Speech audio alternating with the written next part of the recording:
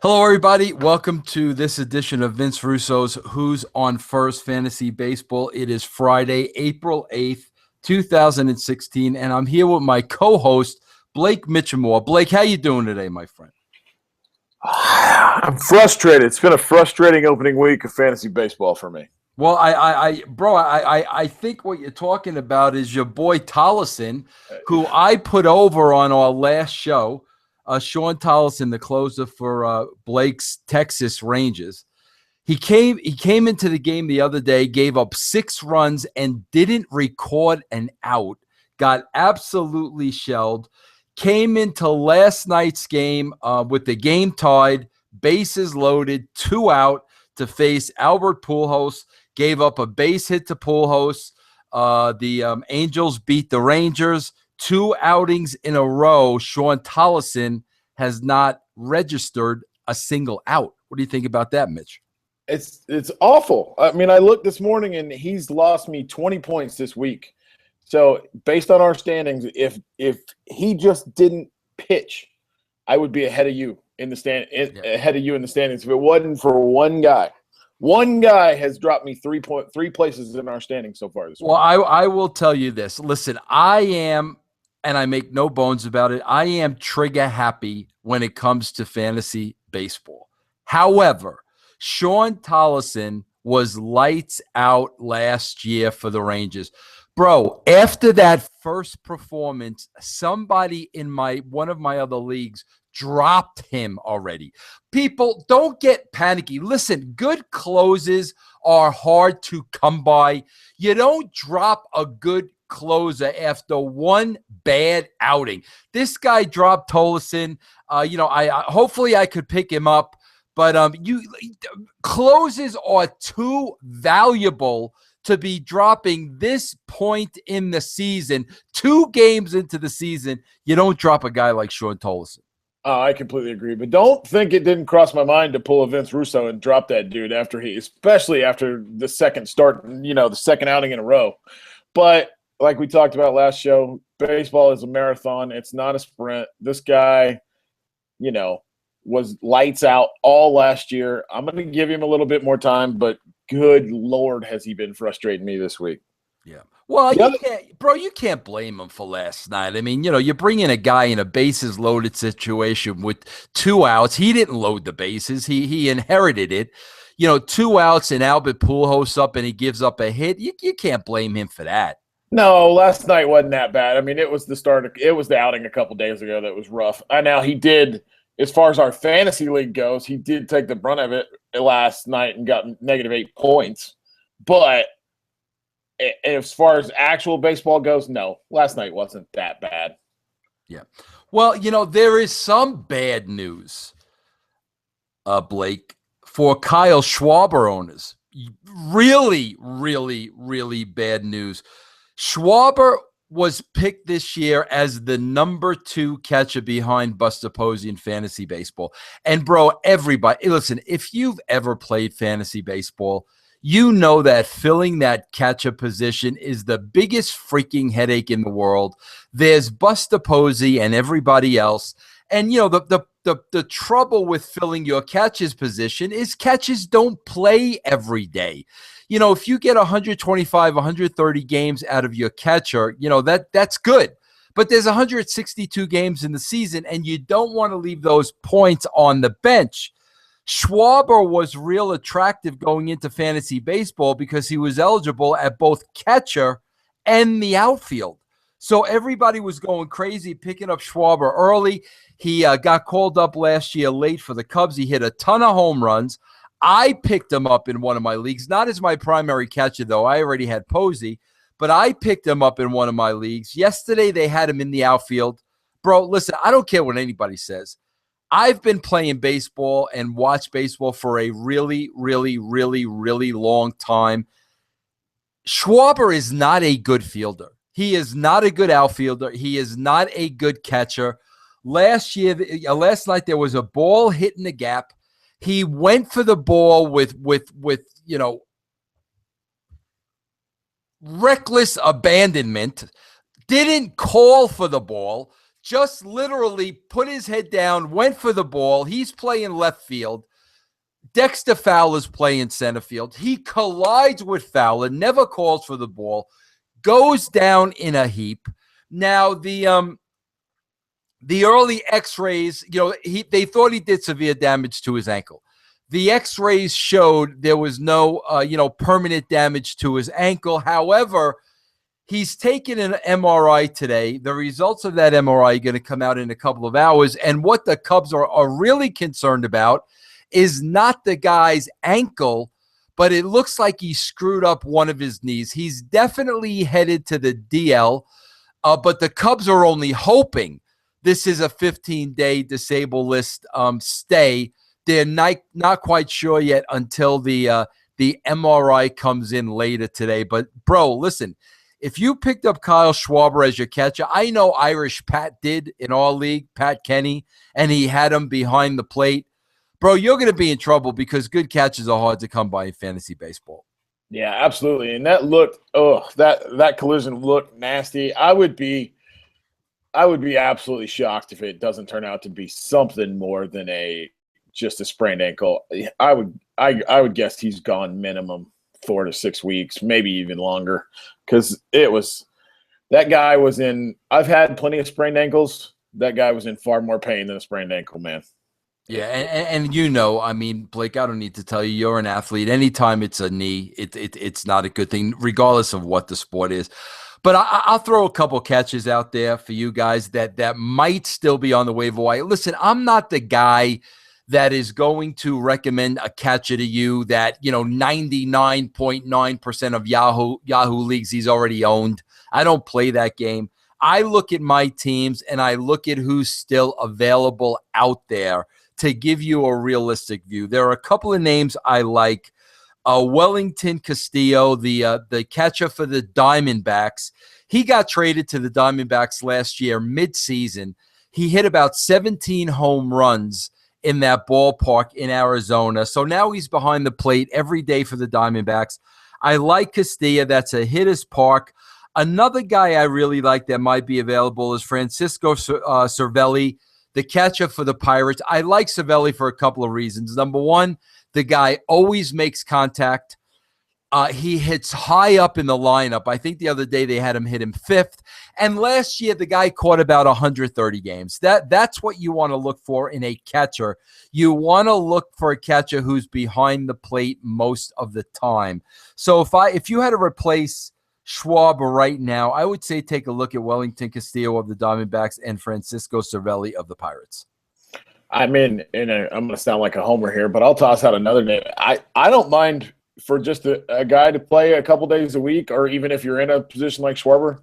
Dude, Chirinos here of the Rangers, he's a guy kind of like you were talking about. He's not going to hit much of an average, but he's going to hit you 15 to 20 bombs, which is all you really need out of a catcher's position in fantasy baseball, because like we talked about the very first episode, there's only one Buster Posey. After that, everybody else is a distinct cut below that. So you just need to fill, whatever you need in your lineup. If you need base hits, find one that hits. If you need home runs, you find one that hits home runs. Catcher is not a position to carry your team. Okay, also, let me point this out. I talked about him the other day. Trevor Story of the Colorado Rockies. I live in Colorado, so I know him well. He was a highly touted rookie, in their farm system. We know the problems with Jose Reyes. They still have not been cleared up. So Colorado put Story at short. He had a crazy spring. Now he's hit 4 homers in his first 3 games. Those homers were hit at Arizona. Now he went back home to Colorado. We'll see how he does. Listen, I'm going to tell you right now, trade Story now. I guarantee you there are players in your league that will overcompensate for this player 3 games into the season. Trade Story now, and I'll give you a couple of reasons why. First of all, everybody's going to look at the 4 homers in 3 games, and they think this guy's going to hit 50 homers. That's number one. He's not going to hit 50 homers because the pitches are going to learn how to pitch to him. At this point in the season, a lot of the pitchers are unfamiliar with them. They don't have the scouting reports on them. They will learn how to pitch Trevor Story. Then he's going to have to make those adjustments to make sure he's the real deal. That's number one. Number two, Jose Reyes is going to be coming back. Jose Reyes is getting paid a lot of money. Jose Reyes is not going to be sitting on the bench when he gets called back up in this domestic the violence case goes away. So I am telling you, you have an owner in your league right now. Look at who's weak in your shortstop position and trade Tolleson literally like he's Manny Machado right now. Put that much, stock into him right now, because I guarantee you there's a moron in your league who'll be willing to pay that for him. I got to be honest. I feel like you've completely turned to 180 on Story. I mean, like Tuesday, you were on the full-on Trevor Story bandwagon, saying that Reyes may not get a place on the field when he comes back, and now you're like, get rid of him. Bro, I'm giving advice to owners out there. His stock may never be higher than it is now. That's true. That's what I'm saying, bro. I'm saying if it's me and I have Trevor Story at shortstop, I am taking a gamble with this red hot way that he's opening the season, and I am going to try to, fill a void on my team that's needed. Because let's face it, Blake, nobody drafted Trevor Story as their starting shortstop. They drafted him because he was a sexy pick. He had a great spring training. They knew the situation with Reyes. So 9 out of 10 of those teams already have a good shortstop. So that's why I'm saying, if you're like weak at catcher or you're weak at third or wherever it is, and you've got a solid shortstop, I would dangle him in front of players now. I think it's worth that gamble because, you don't know where that stock is going to go. Speaking of 4 home runs, can we take a second to talk about the first few days that old Robbie Cano had? Now, granted, it was here in Arlington, so it stung for me in one respect because it was all against the Rangers. But I was talking about how I'm frustrated with my team. He's pretty much the only person I've had offensively so far that has produced with his 4 home runs in the first 3 games of the season. That guy, going into the year, I took him because he plays second base, which is a position where there isn't just a ton of real producers.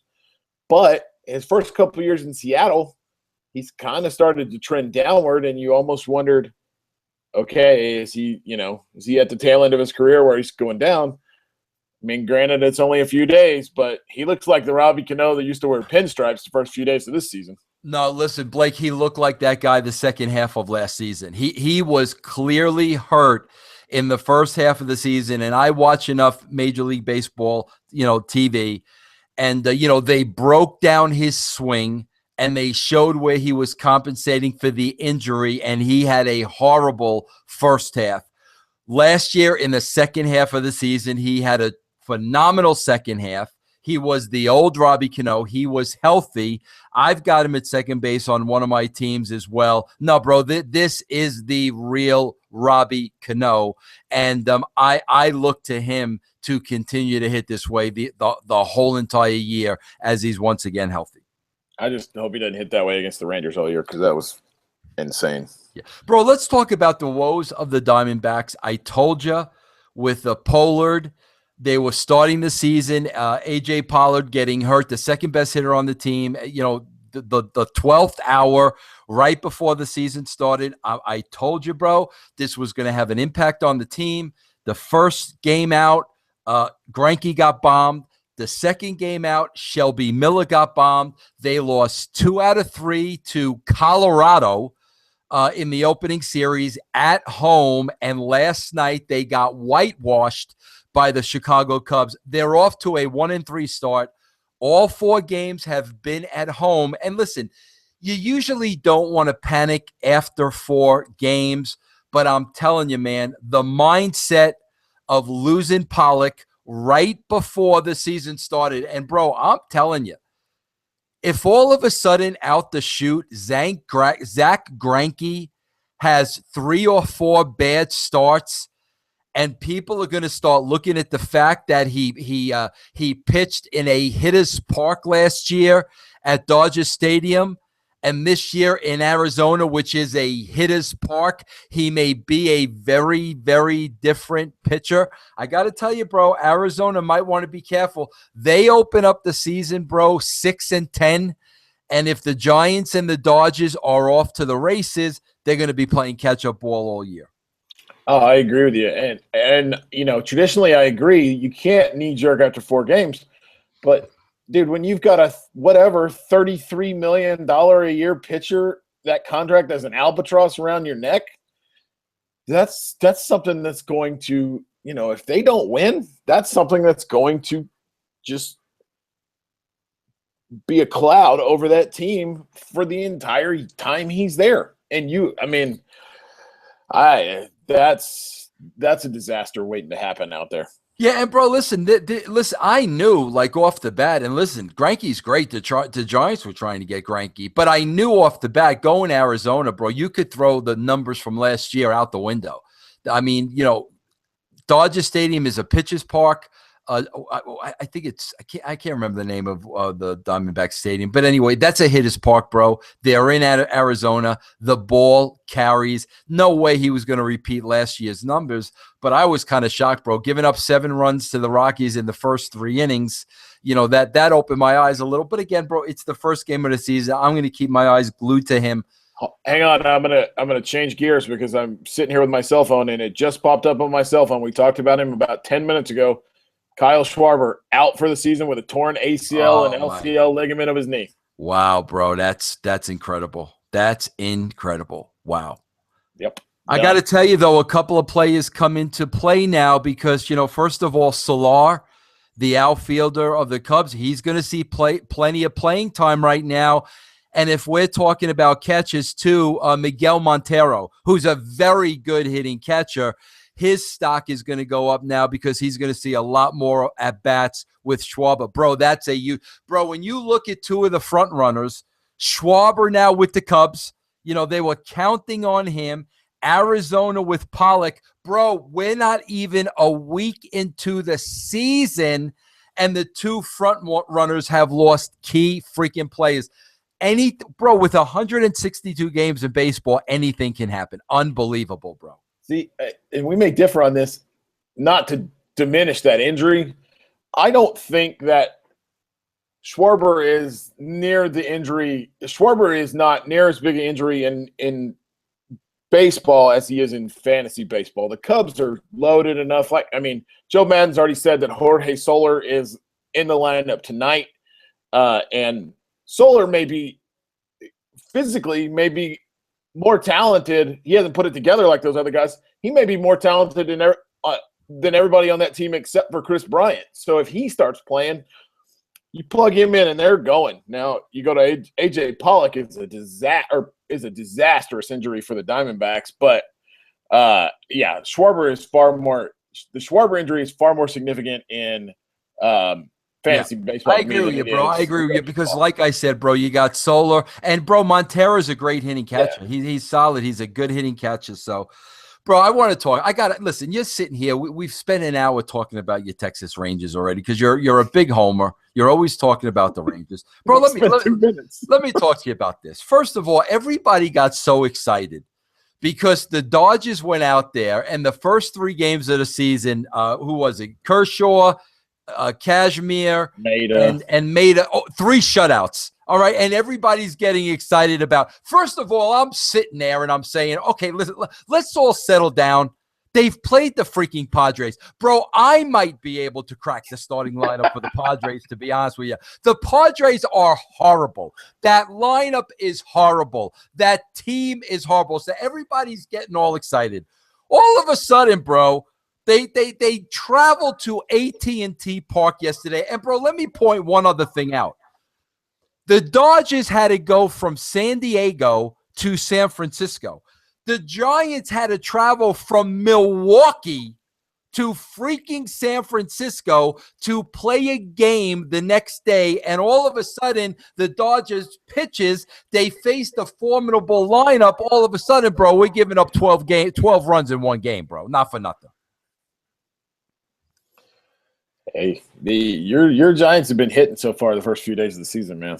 Yeah, they had one bad game in there, but I want to talk about this too, Blake, because I'm a firm believer of this. Okay, but bro, you've gotta have the players on your bench, Blake, that are expendable, because fantasy baseball, Blake, a lot of it is gambling. Okay. Absolutely. And Blake, I am a firm believer in when somebody is off to a fast start, like a Trevor Story, who's taken. But let me use another example here, like a Steven Souza Jr. for the Tampa Bay Rays. I'm a firm believer, bro. When somebody's off to a hot start, you're gonna sit there and say, look at his track record and say, okay, there's no way the guy's gonna hit like this the entire season. Right. However, bro, there's always that what if. What if Sosa last year got hurt, bro? He only played about 100 games for the Rays. He hit about 18 homers, bro, but he also stole about 14 bases. Right. The guy strikes out a lot. But I drafted him and then I dropped him. And I've just picked him up again because here's a guy, bro, first 4 games, 3 home runs in the first 4 games. I've already told you I like that Tampa Bay lineup. Sosa last year, bro, he had a ton of potential as a rookie. But, Blake, you'll find that out with a lot of rookies, bro.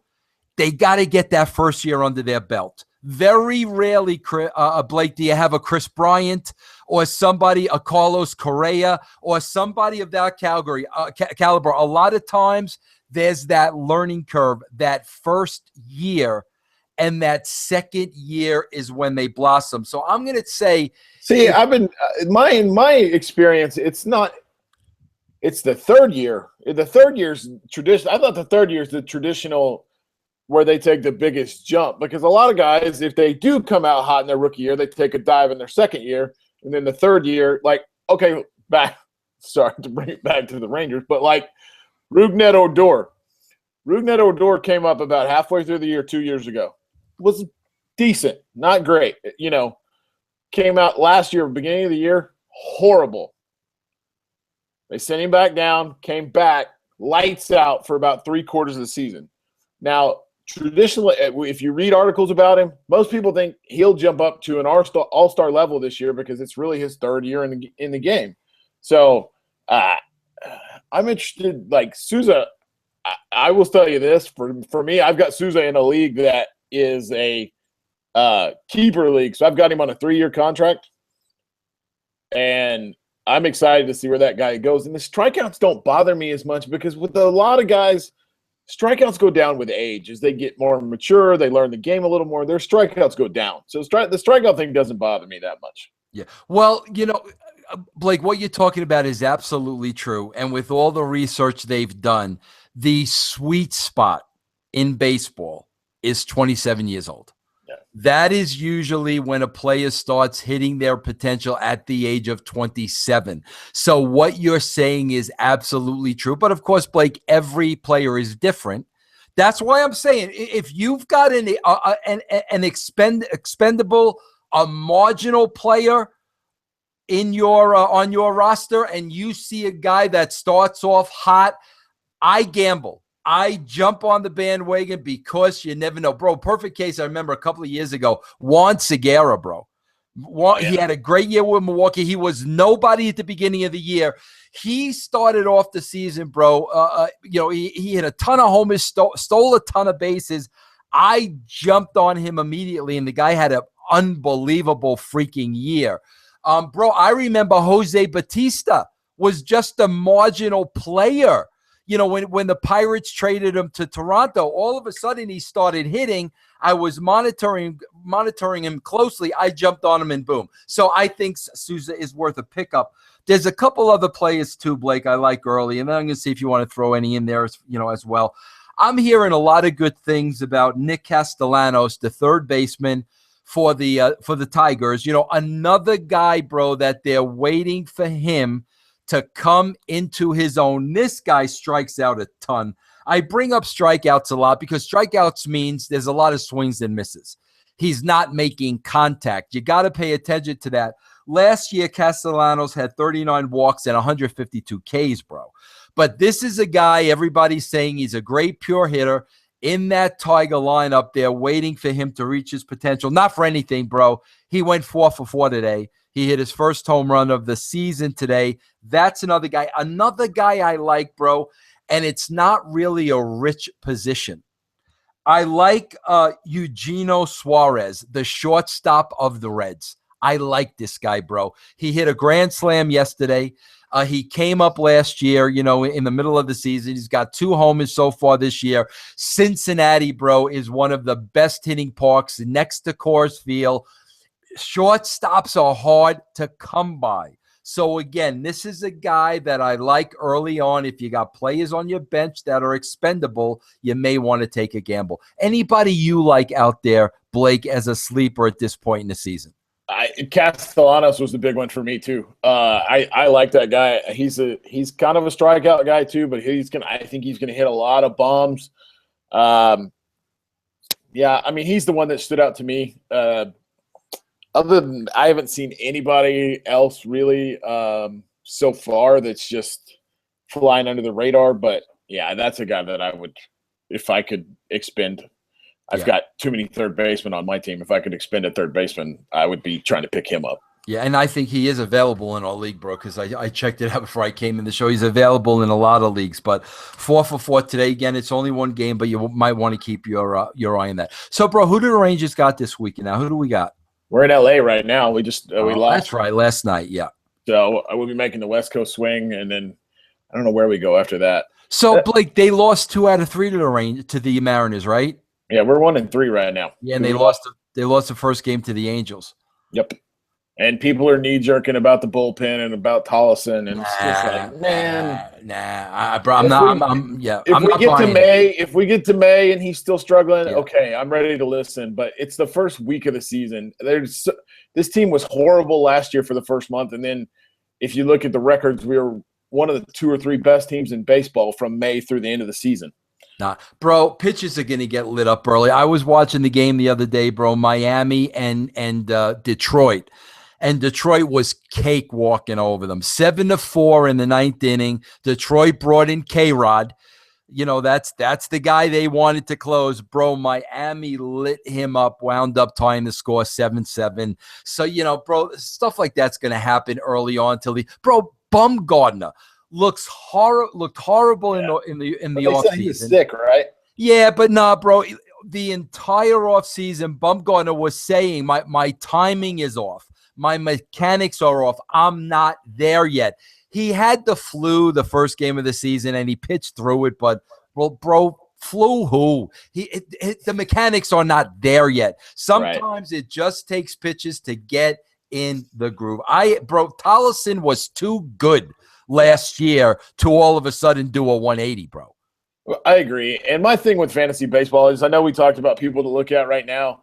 I mean, the way I run my teams usually is this first 2, 3, 4 weeks, just kind of let it ride out and see where guys are. If guys aren't hitting a month into the season, if guys are getting blown up still on the mound a month into the season, then it's time to reevaluate, and it's time to start trying to move some pieces, work the waiver wire, stuff like that, because that's a good indication of where your guys are going to be this season. First week, I mean, Tolleson may wind up with 45 saves this year still. Or, even though we just talked about Greinke, he looked horrible his first start. He may wind up going back he may win 20 games and have a 1.60 ERA, this year. We don't know that for a fact. Yeah. It's too early to knee-jerk. Like, that's why I always say it's exactly what you just said, bro. I always use the phrase, the first month of the season, let them play. Let them play. You take your gambles. Like I said, somebody's out of the gate hot. You never know. You take. Blake, listen, I got to change the subject here with you, bro, with all due respect. All right. You came on here the other day. You had your backwoods Texas Ranger hat on. Okay? You look like maybe you hadn't bathed in 2 or 3 days. You look like a man. You look like a man, bro. You look like a man. Right. Now, all of a sudden today, I screwed up this morning with the time of the show. Bro, listen, I'm a big star now on Podcast One. I do 10, 12 podcasts every single day. So I got screwed up a little bit with the times. Right. Now I'm looking at you, bro, all of a sudden, bro. Say something so the people at home can look at you. Go ahead. Look at me. Look, you're all buff. I could see you did the hair. I could see you trimmed the beard. Right. And bro, I got to ask you this question. Now, if it's none of my business, say it's none of my business. But you know Vince Russo, bro. You know when something's on my mind, Blake, I got to say it. Absolutely. Right? We've been down this road before, right? I believe it was Thanksgiving Day, you and me, correct? Right. But we came out of it loving each other even more. Is that Absolutely. correct? Absolutely. Right. Now, bro, were you scheduling who's on for after I dropped the ball this morning? I admit, bro, I was late. Were you scheduling the time of doing today's show around a female? No. No, but hold on. Let me just say something before you say something. Blake, do you know there are fantasy baseball players out there waiting for this show, waiting to see what Blick Mitchumore says about who they need to go, bro, who they need to run to the waiver wire right now and pick up. They are waiting for Blake Mitchumore to give his suggestions. Bro, were we planning this show today around a woman that you may have perhaps just met? No, we weren't. There is a female that I spend time with here and there, but it wasn't planned around that. We were planned around you setting a time and then not living up to. I had another meeting that for some other interests, but we're all right. But yeah, there is because Blake, I got to tell you this, Blake. Listen to me. I've been married for 32 years. Mm-hmm. Okay, bro. My wife does not come before baseball. Women do not come before baseball, bro. Did you see Bull Durham? Did you see what happened in Bull Durham, bro? Do you have to go back and watch Bull Durham, Blake? I think that I think the majority of people that watch this show would probably side with me on this. I think that your opinion in this matter is probably a little skewed because you are married. When you're not married and you're not 32 years into it, especially, you got to put priorities, and women come before baseball sometimes. But that wasn't it today. And I would admit it if it was. Can I ask you one more personal question? Sure. After the Sean Tolleson performance the other day, did you make a conscious decision to hang all those crosses behind you on the wall? No, and if you check the video, they've been on the wall. No, I know, bro. I noticed them last time. I think you got more crosses in your house than I got in mine, to be honest with you. No, after that Sean Tolleson performance, I probably needed to. Did you watch? Were you watching the game live, bro? Oh yeah. Blake, isn't that the worst thing in the world, bro? Bro, is there anything worse than having a game in the bag and then it getting away in the ninth? No, and I didn't finish the game. I was so pissed watching it. I turned it off. Bro, let me ask you a question, Blake, and we'll wrap it up here. Bro, is it worse for you? That game the other day, bro, what did they have, a 4-run lead in the ninth? It might have been 3. I don't think it was 4 out the top of my head. Bro, but enough that they should have closed it down. Is that worse for you, bro? Is it worse for you when the reliever comes in and blows a 3-run lead, or is it worse if they can't hold a 1-run lead? What's worse for you? I mean, I'd have to say 3-run because you got to put at least 2 guys on base for that to even be in play, and 3 guys if you're going to really blow it to where you lose. 1-run game, that's 1 swing of the bat, and you're tied. So I would have to say 3, but they both suck. Yeah, they both. And you know what really sucks, bro? When your closer comes in and he starts walking people. Oh, that's the worst. That's the worst. I would take a base hit or home run over that. That's the worst when the guy can't even throw a strike. Yeah. Okay. All right. So Blake, listen, good show today. We got the weekend now. We got a lot of baseball. You got your Angels. I got my Giant Dodger rivalry. Big news with Schwarber that Blake was right on top of, bro. Because Blake, I was all over the sites trying to get some news before the show started. Boom, you were right on it. Hey, listen, that's going to be a blow to the Cubs. May not be the same blow it is to the Diamondbacks, like a Blake said, and he's spot on. But it's going to be a big blow to the Cubs. We'll see how they handle it. Listen, everybody, have a great weekend. Enjoy baseball. Blake, are we going out with this new woman this weekend? Don't know yet. We'll see. You look very attractive, Blake. I mean, I'm going to be honest with you. You're very well kept today, bro. I try to keep it. I try to keep it tight and try to keep it up to. I don't like looking like a slob. God. Bro, do you ever see when we do anything, but no, not that one. When we do Lions, Tigers, Bears, and Dirt, bro, we do the show at like 12 o'clock at night. You guys all look like